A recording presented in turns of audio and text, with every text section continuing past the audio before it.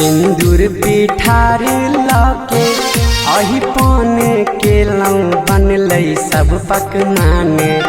सिंदूर पिठार लके अही पान के लौ बनलै सब पकवान। उगो उगो उगो यौ भगवान हे यौ चौठी चान। उगो उगो उगो यौ भगवान हे यौ चौठी चान।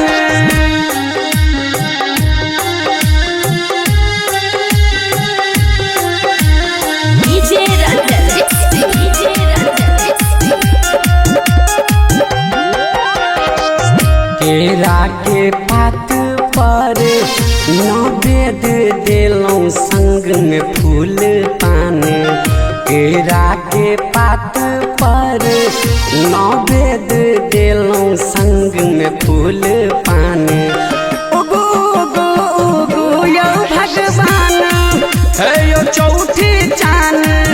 उगो उगो उगो यौ भगवान हे यौ चौठी चान।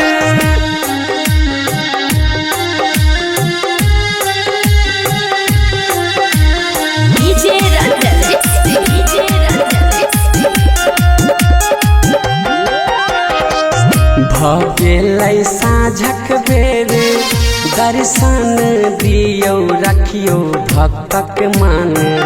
भगेलै साँझक बेर दर्शन दियौ रखियौ भक्तक मान। उगो उगो उगो यौ भगवान हे यौ चौठी चान। उगो उगो उगो यौ भगवान हे यौ चौठी चान।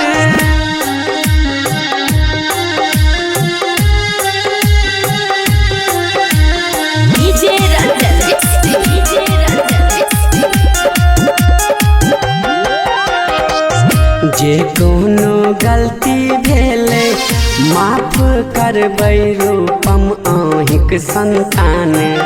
जे कोनो गलती भेले माफ करबै अनिलो अहिंक संतान।